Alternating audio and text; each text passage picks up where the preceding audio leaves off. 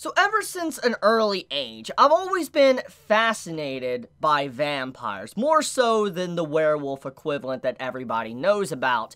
The reason for it is because I've always just loved the mystery of vampires and how usually they can make a series very interesting, and the overall theme of immortality and those that can live a very long life and those that they technically have to leave behind that are not potentially cursed / gifted with vampirism. So it's always been a story, a theme that I have enjoyed, and I've watched countless anime, I've read countless manga, I've watched countless shows that are all themed around vampires, and obviously since this past week has kind of been a break for anime, I've been really seeking out different things to read, and it led me to this series, Unholy Blood, and I currently at this time have only read 5 chapters, and I honestly am a big fan, and I kind of wanted to give my first impressions to all of you, if you guys might be interested as well. So to kind of give you the rundown, just to see if you're interested, if you like, let's say, action, you like good artwork, you like vampires and all that, and you like a society that's kind of fearful of vampires and people know about vampires,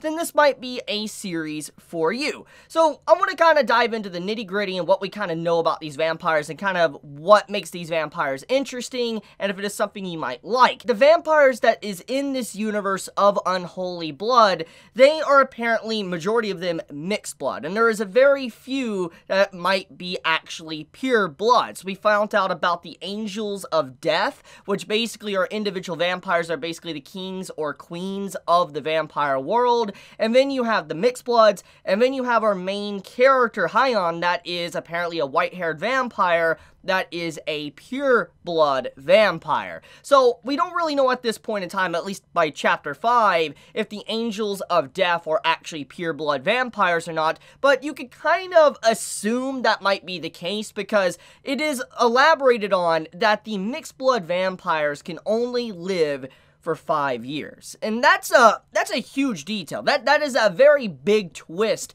that I did not see coming when I was actually reading this, because once again, I want to go back to what I said at the beginning of this video.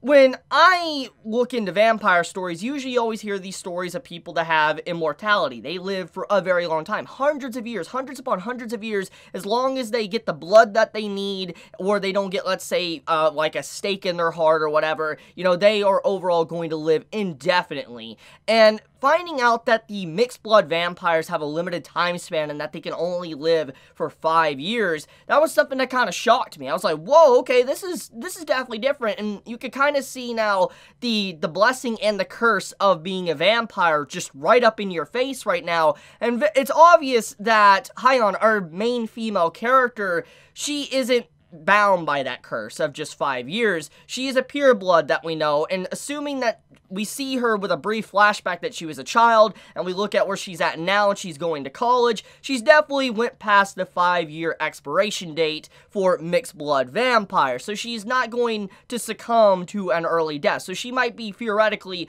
what you envision a vampire actually as, while the other mixed bloods are those that are just bound to eventually die. So it's interesting because it makes you wonder now if Haiyan's blood is actually very important, because it is stated that the Angels of Death can actually indefinitely extend the life of mixed blood vampires, and so because of that, that's why some of these vampires are even willing to become, or people are willing to become vampires, because the Angels of Death will continue to give them their blood or whatever, and they can continue to stay around as long as if they serve the Angels of Death. So there's a coexistence between both sides, which is showing that the Angels of Death can continuously grow power and have their faction expand almost indefinitely, because if they can bound the people to them because they need their blood to be able to live indefinitely over 5 years, they're going to do anything that the Angel of Death wants. It does make you wonder though, is it possible for a mixed blood vampire to ascend to a pureblood version. That is something I do wonder about. But anyways, getting back into the other traits of a vampire, we also could see that, at least from what we see from Hyon, she isn't affected by the sun. Because typically when you think of what a vampire is, they burn when they're in the sun. Sunlight destroys them. But that clearly is not the case with Hyon. She might be a daywalker. This is definitely like a sub-faction or a trait of vampires. Maybe she is just a very unnatural vampire. Like she's an individual that's able to actually walk out in the middle of the day. Or is every single other vampire capable of this as well? That is something that is not really been elaborated on too deeply yet. But you can assume at the very least Hyon is a daywalker, which makes sense. If she's a pureblood, she definitely has a lot more strength than a normal vampire. She's probably capable of all the things you would see in the stories. Probably stuff like, let's say, illusions and hypnotism. She's probably capable of maybe just being able to enthrall vampires itself. You know, there's probably a lot of things that actually she can do that we're probably unaware of at this time by Chapter 5, which leads into the next point. Now, the overall story, at least what is being presented within these 5 chapters, is that Hyon, even though she's a pureblood, she wants to live a relatively normal life, which makes sense. This is a theme you would see in a vampire story, and sometimes these stories can go 2 different directions. Usually the character that wants to have a normal life does indeed get that normal life, and eventually they get a cure, something to vampirism, and they're able to be human once again, or eventually they realize that they can't be normal, and they have to go down that path of savagery and being a vampire and living in the night, etc. I'm curious on which direction this story wants to take. I mean, I would be fine with either direction, but I do like both directions of a vampire story, depending on, obviously, you know, how it's done. It can be done really well, it can be done really bad, but so far, from what I've at least seen from the 5 chapters, the writing's pretty good. It's very consistent, and I'm excited to see where the series can go. I'm going to get back into reading more of this soon as I, finish uploading this video. But, anyways, getting back into what she currently wants, she wants a normal life, and you can see that she tries to fit in a college life setting, and she doesn't want to, kind of let anyone know that she's a vampire. She's constantly trying to hide her identity. She can't really do the normal things regular people can do. For instance, she can't eat food, because obviously she needs blood. If she eats regular human food, she's gonna get incredibly sick. We see this showcased in one of the chapters of, the first 5 chapters.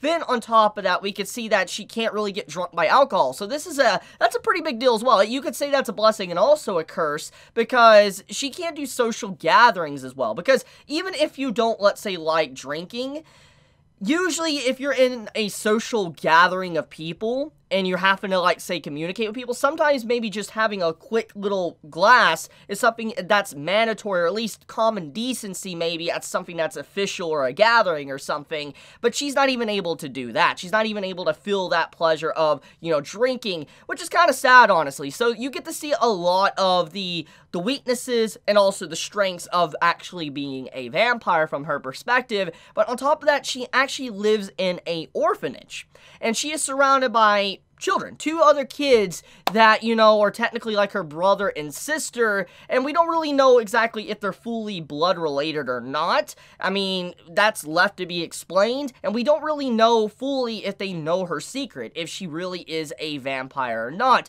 But she does live in an orphanage that apparently has, like, some form of, church, a priest that resides over it, and if I'm going to assume anything, I'm going to assume the priest knows she's a vampire. It makes sense because of just the story in general, but also what she uses to actually kind of power down. So she has 2 different forms. She has her normal looking human form, and she has her white-haired version of herself that's kind of more of the vampire look. And basically, she states when she puts on this crown of thorns, she calms down, and she de-transforms from a vampire, and she goes back to her normal human state. Now, she still has all of the strength and everything she would in her normal state, but she's able to kind of hide her overall appearance, which is pretty interesting, but we now know that there is some form of a connection with this crown of thorns for her, and we don't really know what it is. It lets you know that there is some form of religious connection, because the crown of thorns is obviously connected with Jesus. If you know anything about the story of Jesus, all that, you'll know. You'll know the crown of thorns and the significance of that. So her to have that to actually put on, and then to kind of slowly transcend or revert herself back into her normal state, is also another little interesting detail that the story presents. So yeah, I think Unholy Blood is an incredible series so far. And on top of that, there is an overall subplot building up too. You have this like vampire detective that's kind of showcasing the human side of things and how the police force and all that are dealing with vampire attacks. And he's obviously encountered Hyon, and he now knows that she's actually a pureblood.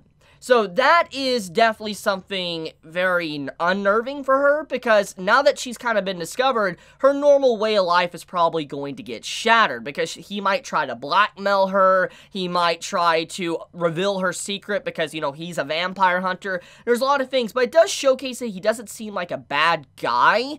But anything can happen, obviously. There's a lot of things that can happen. We don't really know fully about the character yet, and to really know if he is a good guy or not and gonna stay on Hyon's side, because for all we know, he doesn't know that Hyon has also killed other vampires, and he might think that she might have killed humans, and how she gotten around this long without drinking human blood and hurting people, because, you know, she's a vampire. So there's a lot to consider.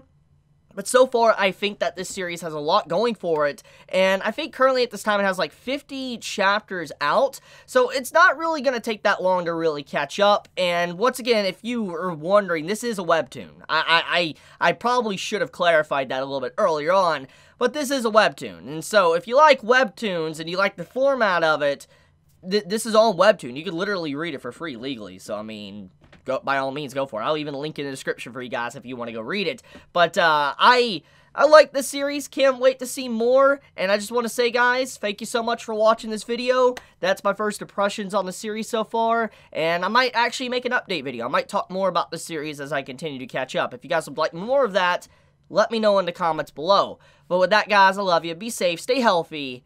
Chibi out.